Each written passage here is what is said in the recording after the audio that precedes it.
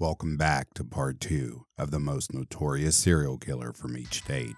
Warning, these accounts can be upsetting to some and describe graphic details of real-life cases. Listening discretion is advised. North Carolina, Henry Louis Wallace. When 10 women were murdered in the mid-90s in Charlotte, North Carolina, they all had one thing in common. They all knew Henry Louis Wallace. Each of the women was friends with Wallace's girlfriend or worked with him, and each had his name in their phone books. Wallace even attended some of their funerals. During his confession, he explained how he strangled each of his victims to death and disposed of their bodies in lakes or near railroad tracks, according to Charlotte magazine. He is currently on death row, waiting to fulfill his death sentence. North Dakota, Eugene Butler. Eugene Butler was declared mentally insane in 1906 and died in an asylum a few years later. 2 years after his death, a small town in North Dakota learned Butler may have been a serial killer. While excavating his former home, they found the bodies of 6 boys and young men buried under the floorboards. They were between the ages of 15 and 18. They were killed by a blow to the back of the head. The motive for the murders were never discovered. Ohio, Sean Great. In 2016, police received a 911 call just outside of Columbus, Ohio.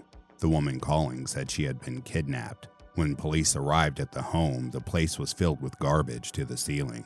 The smell of decay was overwhelming. Police found a strangled woman's body hiding under a pile of clothes. A second victim was decomposing in the basement.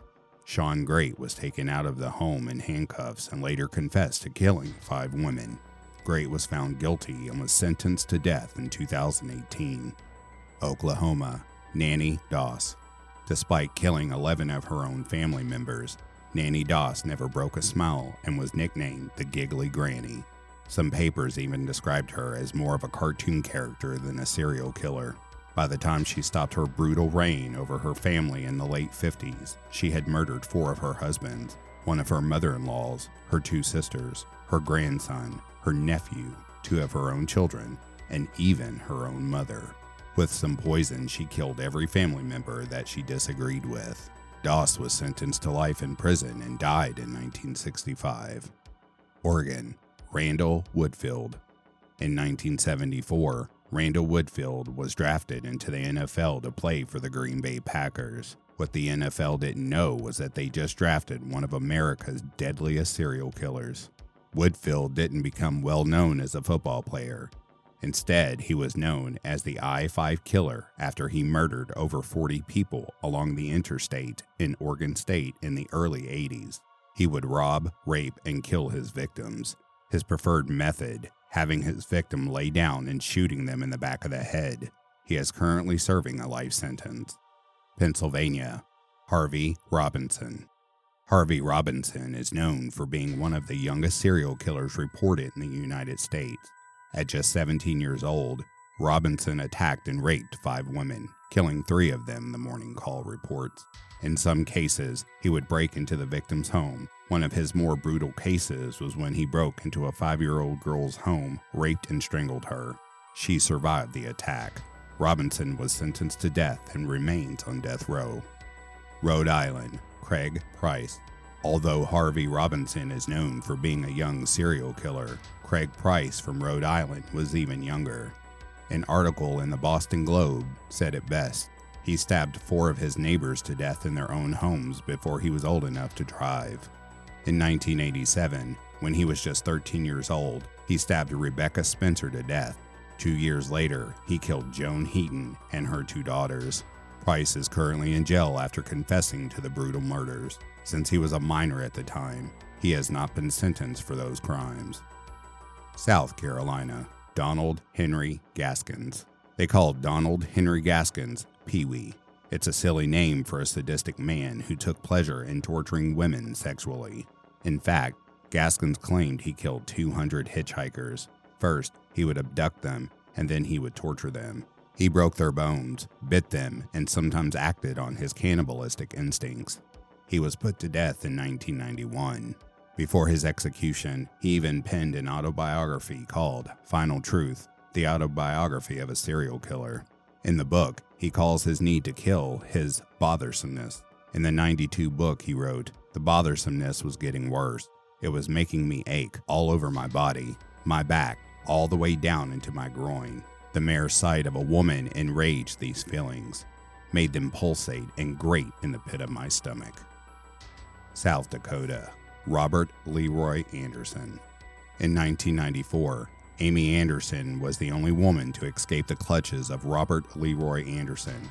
After pushing her car off the road, he grabbed her and pulled her into a ditch. She fought back and got away. Later, Anderson would be charged with 2 murders, Larissa Dumansky in 1994 and Piper Sterill in 1996. Although he only killed 2 women, authorities call him a serial killer that would have killed again if he had not been stopped. He was sentenced to death. He appealed, and the South Dakota Supreme Court heard arguments about the case. 4 days after his photo was taken for the papers, Anderson took his life in prison. Tennessee, Paul Dennis Reed. In the 90s, Paul Dennis Reed moved to Nashville to become a country music star. As he struggled to make his way into the country music scene, he took a job as a dishwasher at a local fast food restaurant. But he was fired one night in 1994, apparently setting him down a murderous path. From there, Reed went on to rob 4 different fast food restaurants and kill people inside. In all, he murdered 7 people, becoming known as the fast food killer. He was sentenced to death but died from pneumonia in prison in 2013. Texas, Dean Corll. Dean Corll is the reason your parents probably told you to never take candy from strangers. Corll was that stranger who would lure children and teenagers into his van with the false promise of candy. In fact, he was called the Candy Man. By 1973, Corll had killed 28 boys in Texas just outside of Houston. He also recruited 2 teenage boys as accomplices to help him. Corll almost got away with the murders for almost 30 young boys because no one suspected him.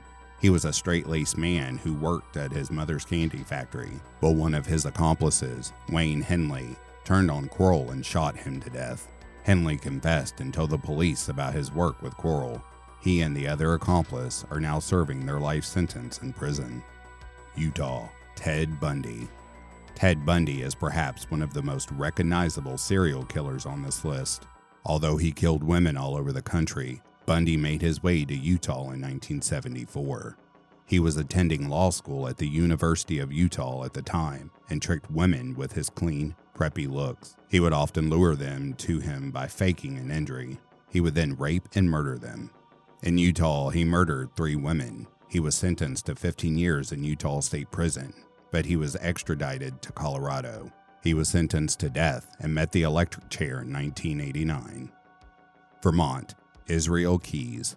When Israel Keyes killed himself in prison in 2012, he took a lot of answers with him. This much was for certain. He killed 2 sex workers between 2001 and 2005, according to WCVB. But investigators believe this serial killer murdered at least 11 people around the country. Authorities also link him to a couple's murder in Burlington, Vermont. In 2011, Bill and Lorraine Currier were asleep in their home when Keyes broke in and caused a blitz attack, waking them from their sleep and dragging them to his car. He brought them to an abandoned house and shot Bill to death. After Lorraine attempted to escape, he sexually assaulted her and strangled her to death. Virginia, Timothy Wilson Spencer. No one knew for years who killed 4 women in Southern Virginia. They only knew the suspect as the Southside Strangler. In each of the murders, he broke into their homes, raped and sodomized them, and then strangled them with a belt or rope. DNA testing confirmed years later that Timothy Wilson Spencer was the Southside Strangler. He was found guilty of raping and killing 4 women and was put to death in 1994. Washington, Gary Ridgway. The Green River in Washington state became notorious because of the number of bodies that were found there in the 90s. The discovery of the corpses led to another newsflash. The area had a serial killer. They nicknamed him the Green River Killer. DNA test found Gary Ridgway was the murderer, and he confirmed that fact by confessing to over 75 murders. Ridgway said he would kidnap runaways and sex workers along the Route 99 and take them to his home. Once there, he would strangle them to death. He disposed of their bodies in the wooded areas near Green River. He was charged with 48 murders, but was able to avoid the death sentence with a plea bargain. He is still living out his life sentence. West Virginia, Harry F. Powers. In 1927, the American Friendship Society acted as a matchmaking business. You'd pay an annual fee and receive a list of eligible lovers in your area. Harry F. Powers bought a subscription and listed an alias. The women who met with him for a date disappeared. By 1932, he killed and robbed 5 people. According to the New York Daily News, he was called the Lonely Hearts Murderer. He was sentenced to death and hanged in 1932. Wisconsin, Ed Gein. Ed Gein seems like a character out of a horror movie. It makes sense because Psycho's Norman Bates and the Texas Chainsaw Massacre were based on this killer. When police came into his home, they found body parts all over. In fact, some of the furnishings were made of body parts. He is even said to have worn a mask made from the skin of one of his victims. He was only found guilty of 1 murder and was sent to a mental institution. He died of cancer in 1984. Wyoming, Polly Bartlett. The story of Polly Bartlett dates all the way back to 1868 and is surrounded by local lore. The story goes that Bartlett ran an inn with her family, where she is said to have poisoned the guest with arsenic and would then ditch the bodies in a local corral. Authorities found 22 bodies of men who the innkeeper had allegedly killed. Before she could stand trial for her crimes, she was shot to death, reportedly by a friend of one of the victims. Bartlett is described as Wyoming's first and worst serial killer.